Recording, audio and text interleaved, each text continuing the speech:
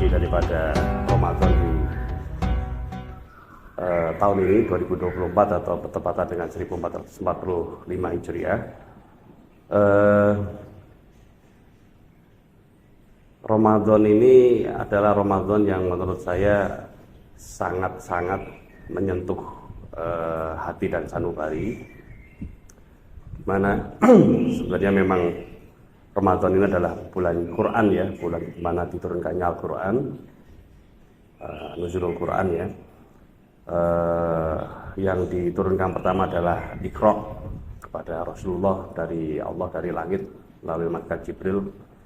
Dan kita sebagai umat Rasulullah tentunya banyak harus belajar daripada kitab Quran.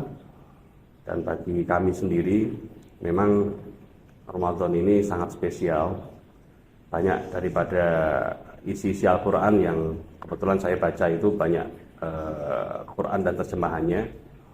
Manusia ini memang secara umum diberikan hawa nafsu, diberikan akal dan pikiran, dan sebenarnya itu adalah yang membedakan antara kita dengan makhluk yang lain.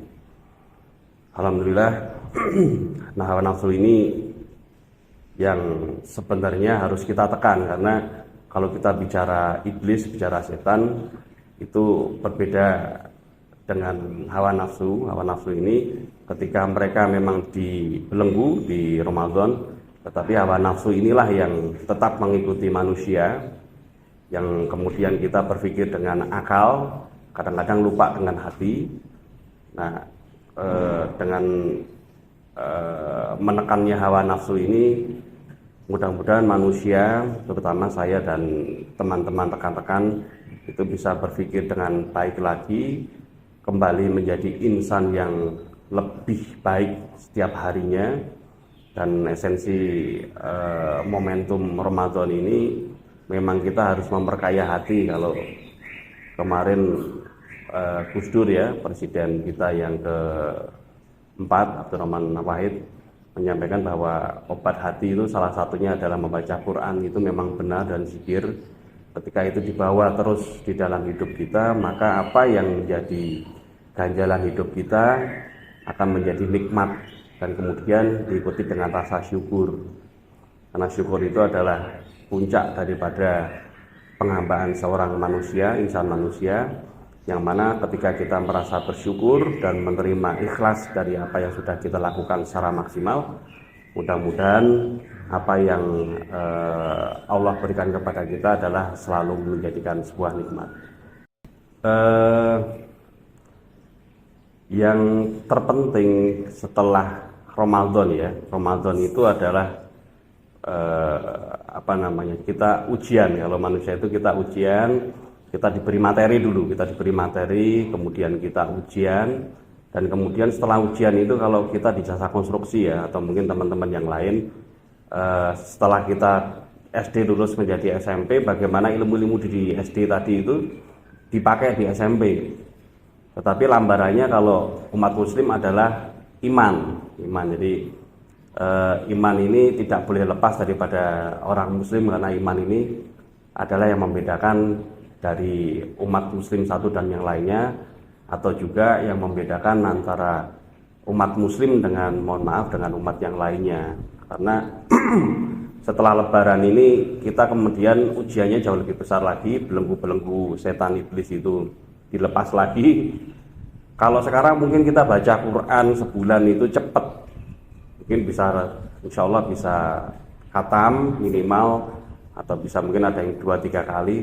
Tapi memang kalau dirasakan kemudian kita di luar Ramadan itu kadang-kadang baca 1 juz atau 1 lembar aja kadang-kadang sulit lah. Itu tadi iman yang kita sudah perkuat tadi di dalam Ramadan ini harus kita bawa, kalaupun sedikit keplesetnya tidak terlalu banyak. Kemudian sholat malam, kemudian kita bersedekah, kemudian kita beriktikaf di masjid pun tidak harus seharian penuh atau semalam penuh, tetapi 5 menit, 10 menit pun gitu, untuk kita bisa menyatukan hati lagi, menyatukan jiwa kita kepada agama, itu harus selalu kita latih. Dan kemudian rasa-rasa iri dengki yang menjadi sebuah ego itu juga kita harus kikis. Memang sifat manusia tidak bisa kemudian dirubah 100%, kalau orang bilang balik telapak tangan. Tapi memang itu harus perlahan-lahan dan memang harus dengan niat kita, terutama sebenarnya nomor satu itu setelah sholat zikir. Zikir itu kan mengingat Allah. Berapa kali disebutkan di dalam ayat Al-Quran, ala bizikrillahi tatma'innul qulub, yang artinya adalah dengan mengingat Allah Subhanahu wa taala, hati kita akan selalu menjadi tenang. Dan itu memang harus kita buktikan terus. Yang dulunya kita zikir hanya 30 kali, bisa 100 kali, terus kita di dalam nafas kita baca, insya Allah apapun persoalannya Allah selesaikan. Di dalam bekerja, di dalam kehidupan sehari-hari pun kita harus kita lakukan. Anak-anak yang sekolah ya sekolah tidak dengan terpaksa, tetapi dengan itu adalah panggilan agama. Yang pekerja pun juga begitu, sehingga nggak berat, hidup ini enak enteng gitu. Masalah selalu datang pasti, ujian, tetapi kita akan menerima dengan lapang dada, dengan tulus ikhlas, yang hasilnya nanti juga pasti insya Allah pasti akan jauh daripada sebelum-sebelumnya. Kami atas nama keluarga besar CV Maisa Kumolo Konstruksi dan PT Galuh Semesta Raya mengucapkan selamat Hari Raya Idul Fitri 1445 Hijriah. Taqabbalallahu minna wa minkum, syamana wa syamakum. Mudah-mudahan setelah ini kita menjadi manusia-manusia yang bersih kembali, suci sesuai fitrahnya, dan esensi daripada Ramadan adalah menjadi manusia yang jauh lebih baik daripada sebelumnya.